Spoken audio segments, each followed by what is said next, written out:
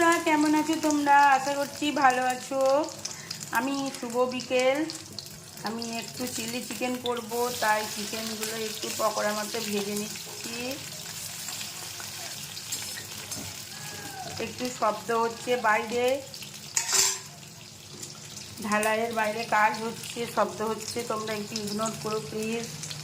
বন্ধুরা দেখো, আমার পকোড়া কয়েকটা ভাজা হয়ে গেছে,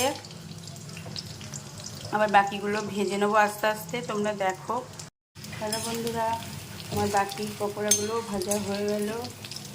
এবার এগুলো তুলে নেব আস্তে আস্তে। আমি দেখাচ্ছি তোমাদের রান্নাটা কীভাবে করছি, তোমরা দেখো। পকোড়া ভাজার তেলটাই আছে, ওইটাতে একটু তেজপাতা দিয়ে দিচ্ছি। এবার ওর মধ্যে আদা রসুন একটু থেতো করে রেখে দিয়েছিলাম, ওইটা দিয়ে দিলাম।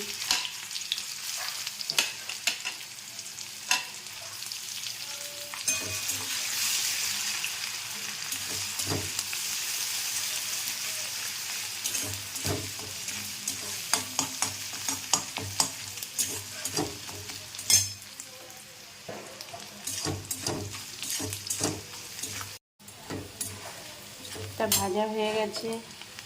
আজকে ক্যাপসিকাম নেই, শুধু পেঁয়াজ দিয়েই করবো চিলি চিকেনটা, কারণ ক্যাপসিকাম আমি আনতে ভুলে গেছি। কী করবো বলো, যা আছে বাড়িতে ওই দিয়েই বানাচ্ছি। পেঁয়াজটা একটু ভেজে নেব। পেঁয়াজটা ভাজা হয়ে গেলে সসটা দিয়ে দেবো। আমার পেঁয়াজটা দেখো ভাজা হয়ে গেছে, এবার আমি এই সসটা দিয়ে দেবো। এটা চিলি সস, টমেটো সস আর সয়া সস, এই তিনটে সস আমি এক করে রেখে দিয়েছিলাম, একটু দিয়ে দিলাম এর মধ্যে। আমি এবার আন্দাজ মতো অল্প একটু নুন দিয়ে দিলাম।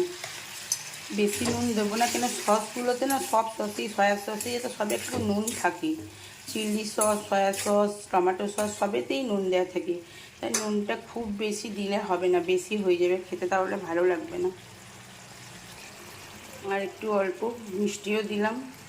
চিলি চিকেনে মিষ্টি ছাড়া তো ভালো লাগে না, একটু মিষ্টি মিষ্টি টক টক ঝাল ঝালই ভালো লাগে।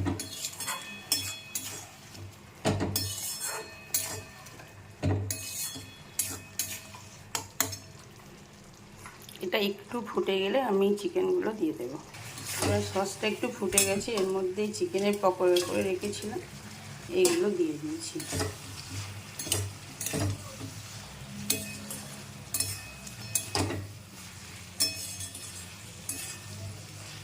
এতটা ড্রাই করবো না, এর মধ্যে একটু জল দেব, দিয়ে কিছুক্ষণ ফোটাবো, দিয়ে নামিয়ে নেব।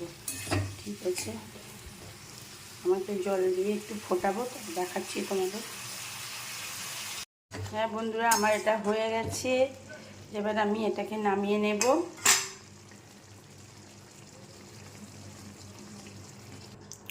আমার চিলি চিকেনটা হয়ে গেছে, আমি এবার নামিয়ে দিলাম। এরকম দেখতে হয়েছে। বন্ধুরা তোমরা ভালো থেকো, সুস্থ থেকো, আর ভালো লাগলে আমার ভিডিওটা দেখো, আর দেখলে ভালো লাগে সুন্দর সুন্দর কমেন্টস করো। থ্যাংক ইউ সো মাচ তোমাদের, তোমরা সকলে ভালো থেকো গো।